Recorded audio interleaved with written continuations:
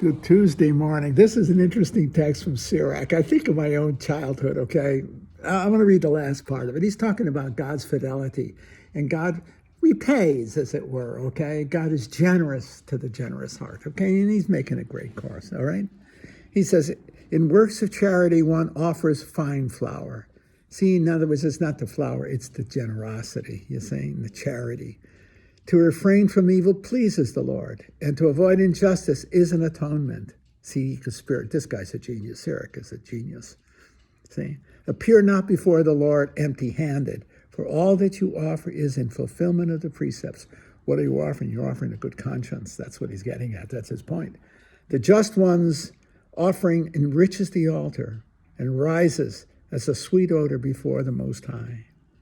Again, it's the good conscience, as far as I can tell. It's not just the grain or the wheat. The just one's sacrifice is most pleasing, nor will it ever be forgotten. In a generous spirit, pay homage to the Lord. Be not sparing or of free will gifts. Look out for each other, see?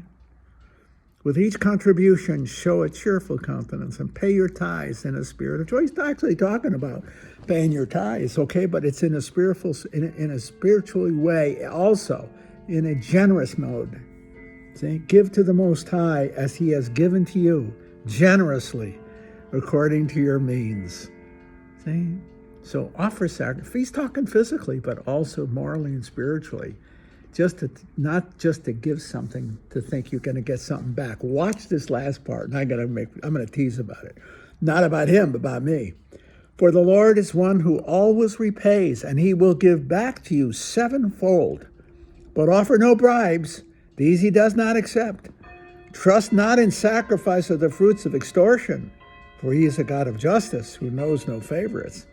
For the Lord is one who always repays, and he will give back to you sevenfold, but offer no bribes. These he doesn't accept. I got to tell you this, okay?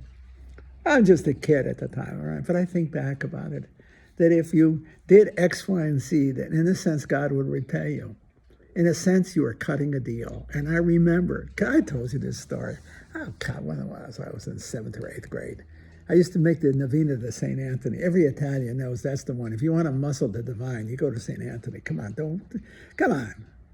All right, every Italian knows that. Come on, all right? Just ask the kids in the neighborhood. They'll tell you. Anyway, I made a Novena. And, of course, what was I praying for? I was praying for the Red Sox. That was, I think, 1955, 54, I think it was 55. Every day they won. Okay, because I was working them. I told you this story, but then I didn't even think God and St. Anthony could deliver the Red Sox against the Yankees. So I said, let it be close. They folded like a house of cards in September, okay?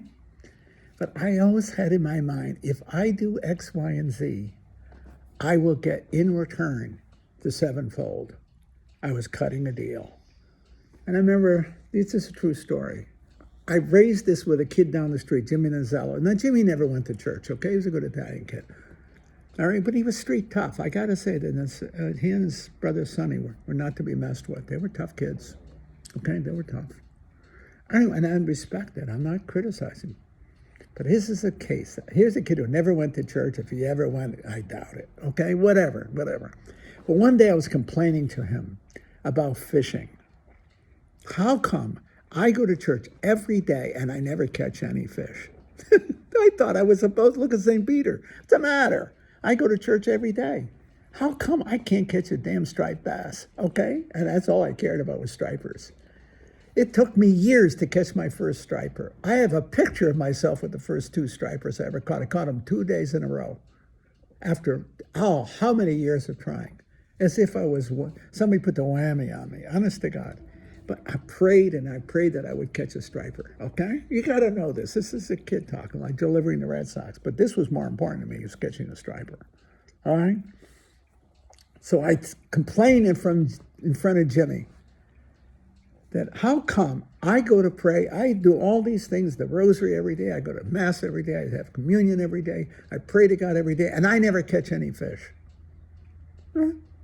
Why not? St. Peter caught fish.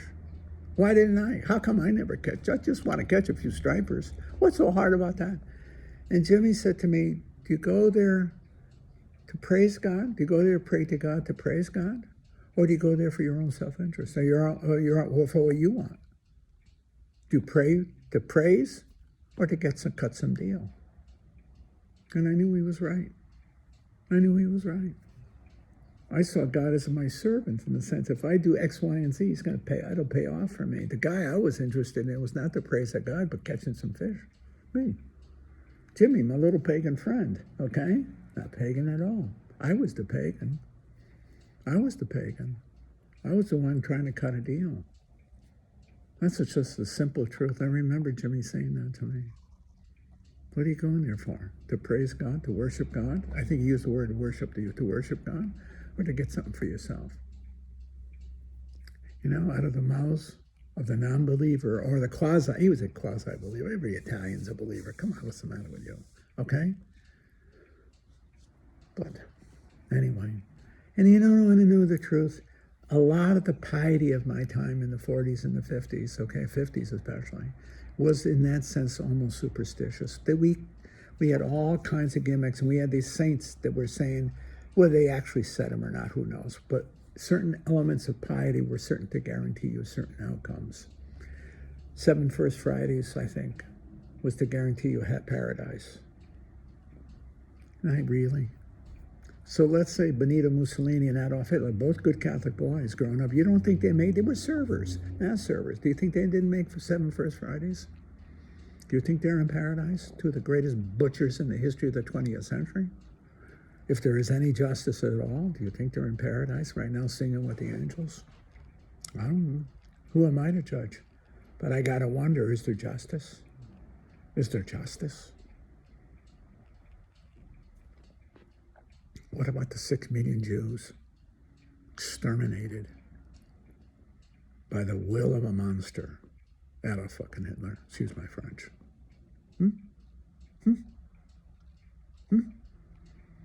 There's got to be something. I said one time, just a burst of frustration, I think, in thinking about this 20th century, what Pope Benedict XVI called a century of horror. It was not because of earthquakes, but because of human beings. I said, if there is no hell, there is no God, because the evil of the 20th century is beyond belief, and it was perpetrated by individuals. Mussolini, Hitler, Stalin. The age of monsters. The age of monsters. Estimated 80 million people died in the Second World War because of those monsters. 80 million. That's what I heard. Maybe I'm wrong, but I don't think so. Or is it 8 million? Who's going to quiver over a zero? Maybe it was 8 million, not 80. But the number's enormous. You throw in, you'd have to say 8 million just out of Europe, but what about Asia? I don't know. Maybe my numbers are all wrong, but not the reality of the horror. Benedict XVI was exactly right. The 20th century is a century of horror, done and led by Western leaders who former Christians, more so former Catholics. Hitler was a Catholic, Muzzy was a Catholic, and Stalin was a Russian Orthodox. He was actually in the seminary. Can imagine. Yeah. I think about these things a lot. I think about them a lot. There has to be some judgment. There has to be some judgment. There has to be a final rectitude. I count and trust to God's mercy, but I also know His mercy also has to lead to the right order of things. He must heal and must especially save the condemned, those, the suffering servants, the sufferers, those for whom injustice has been done, to whom injustice has been done. There has to be a final right order of things. Anyway, I was thinking about that as I read these texts today. Well, you can't manipulate the divine, but in the end, God rewards the good, punishes the evil, always redeems those who seek redemption, who seek forgiveness. But in the end, He has to call it for what it is. He cannot make injustice just.